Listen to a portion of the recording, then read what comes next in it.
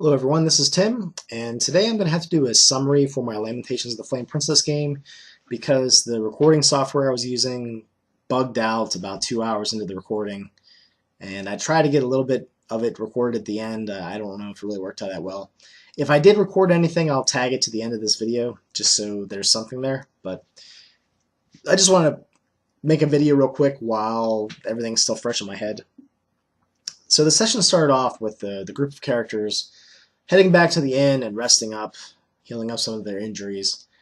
And they came down to the common room, and they were having some stew that was served to them in a big bucket in the center of the table, and they all had bowls in front of them, and they were discussing what to do. There was a lot of things that they could pursue, and that's kind of what I've been doing with this game so far, is that I throw out lots of strings for the characters to pull. They choose which one they want to do, or do something completely different, and I just run with it.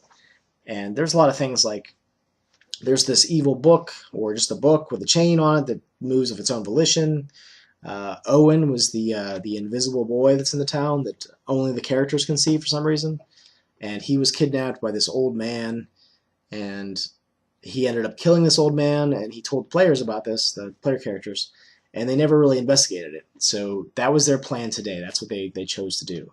But there were other things as well, like the dwarves might be going to war with the town. There's a militia being formed to protect the town against the dwarves, or have some other nefarious purpose.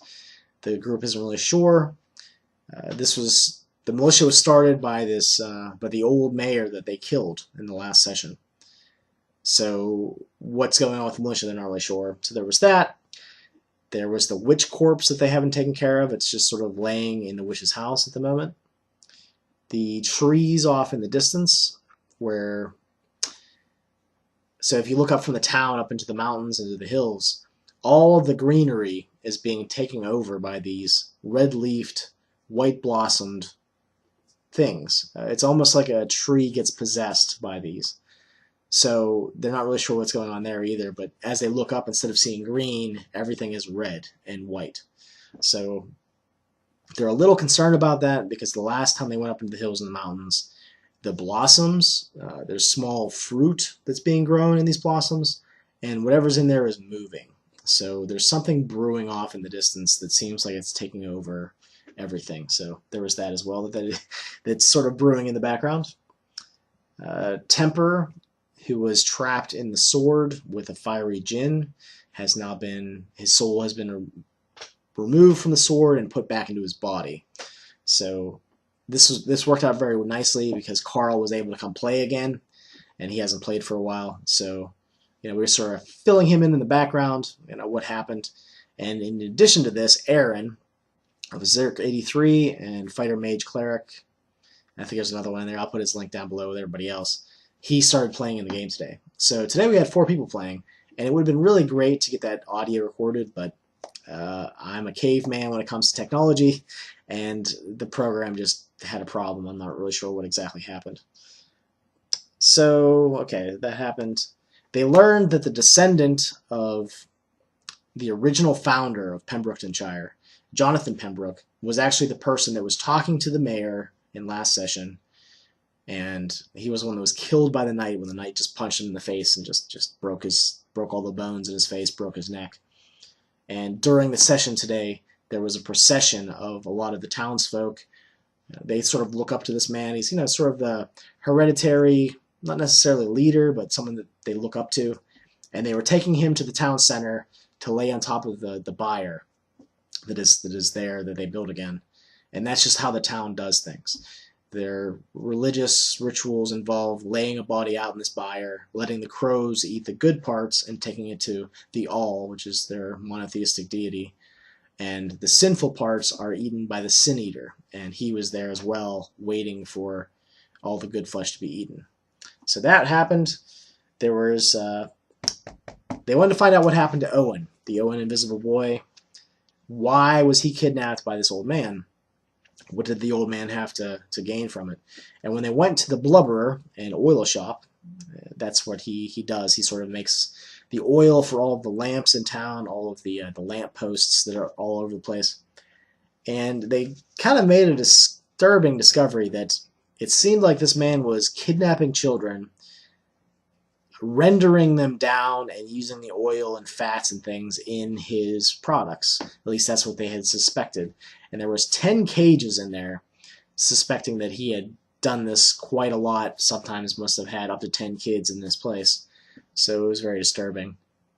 In addition to this, they saw this red and dark-skinned arm that was about 6 feet long that was writhing in the corner, and there was broken jugs as well.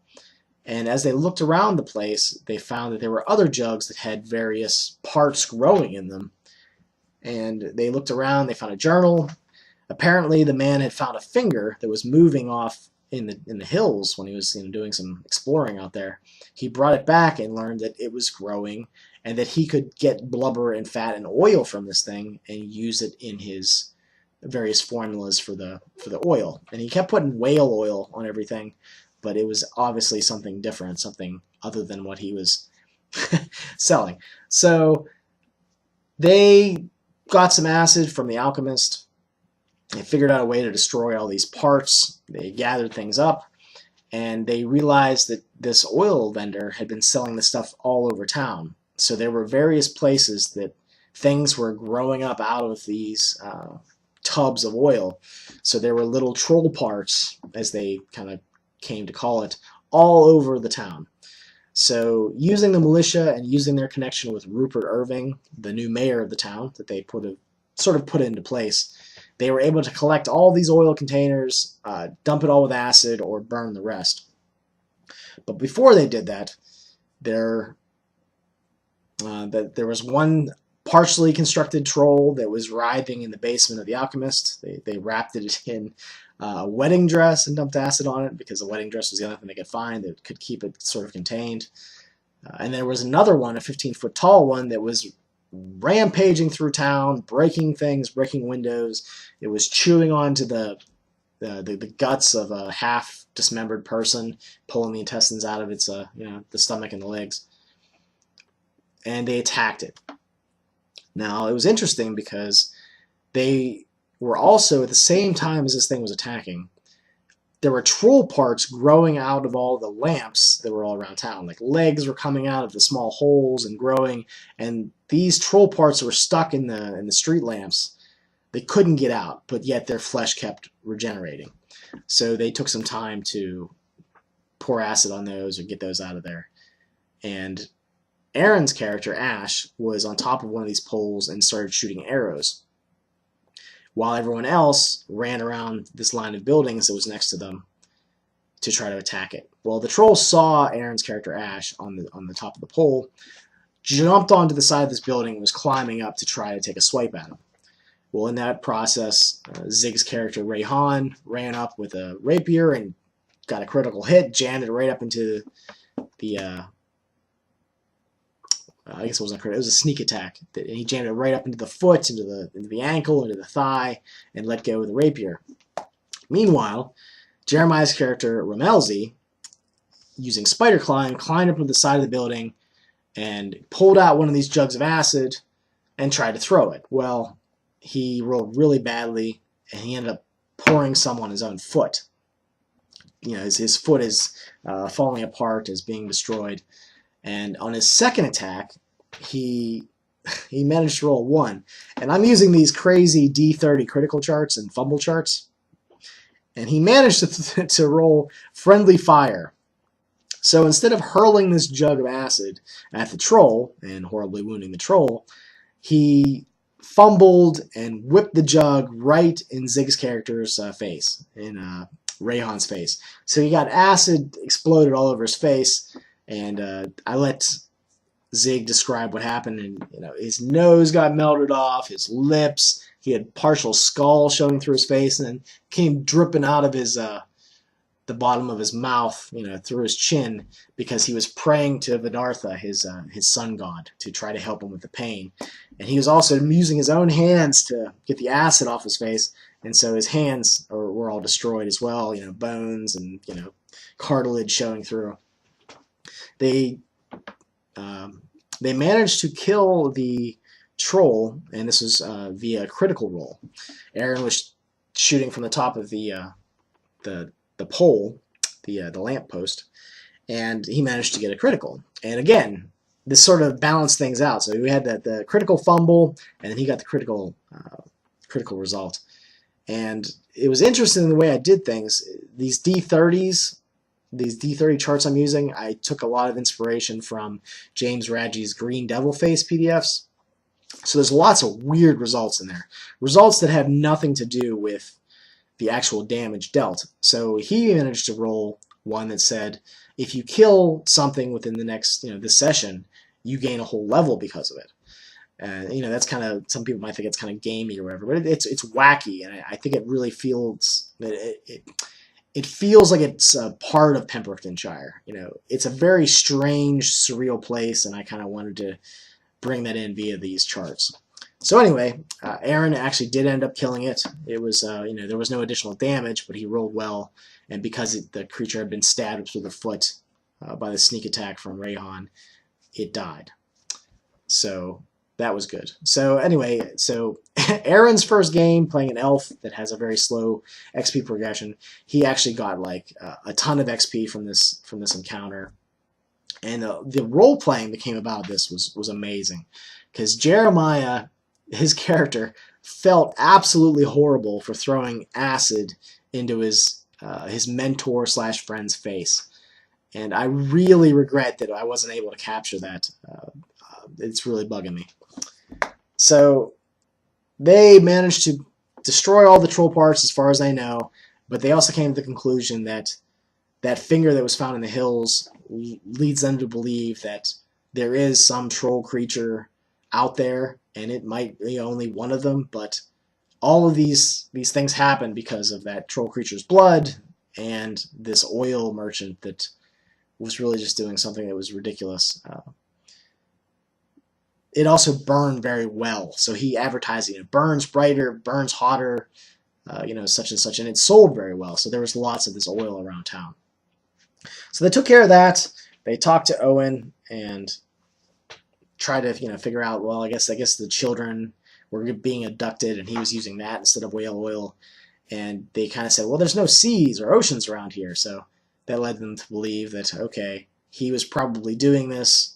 Instead of importing whale oil, he was actually just using kid oil to lamp all these posts, to light all these lampposts. So that was disturbing.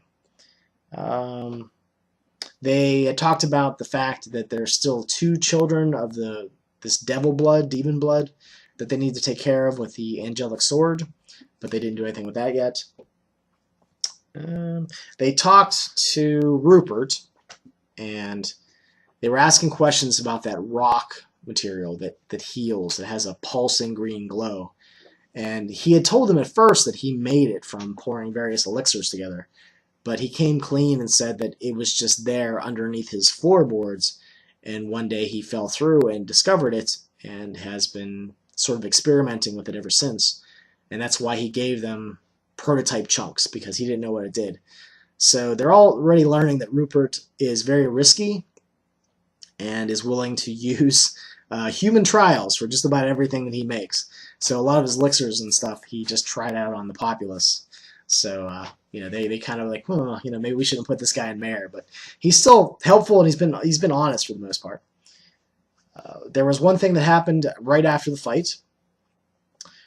Ramalzi realized that troll blood has restorative properties, regenerative properties, and he gathered up a vial of this blood and brought it over to Rayhan and basically asked him, can we try this on you? I don't know if it'll work. Your face is a ruin of bone and half just destroyed.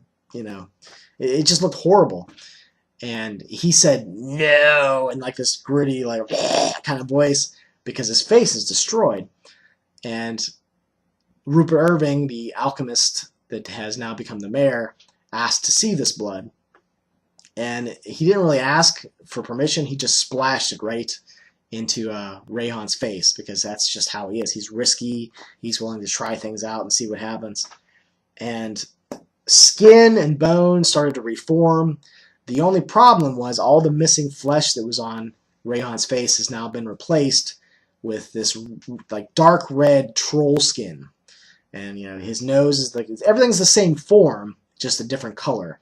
And on his hands, where the flesh was removed and just worn away, just removed, has now been replaced with this dark red skin. And as another consequence of this troll blood being in his system, he finds that he's very hungry now. Instead of turning up his nose at the stew, or just barely eating enough to get by in the local inn, he now ate a whole bucket full of it. So he has intense hunger now, and there might be other things down the road that he finds, but his face has been replaced, although it's not perfect, and people are going to ask questions like, why do you have dark red skin on your face? So those are most of the things that stuck out to me about today. I really regret not having the audio for this. It was great too, because it was I think only the second time we had 4 players in the game, and the camaraderie was there. I like seeing different YouTubers interact. Like Aaron has never played with Carl, has never played with Zig, has never played with Jeremiah. So it's great to see how all these disparate people, different ideas, get together and mix well into a game. And it mixed perfectly. It was very good. I liked the way that Aaron brought his strange elf culture and race that he came up with. He's taking some different takes on things. Like elves are asexual, and they sort of they just come out of the forest when they're born. They're not really sure how that happens.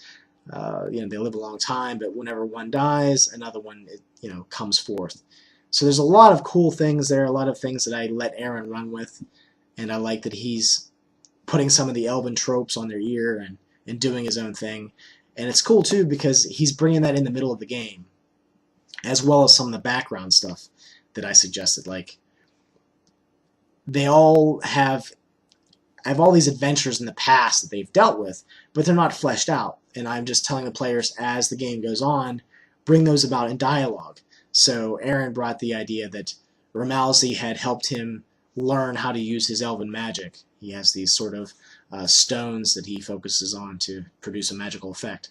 So that was really cool, and I'm really looking forward to playing again. Hopefully I'll try this next week. I'm going to use a different recording program this time to make sure that I actually catch the audio, but who knows, I might have problems there as well. That's pretty much it, guys. Thanks for listening. That's pretty much all that stuck out to me in this summary. I'm probably forgetting things, but thanks for watching. I'll talk to you later.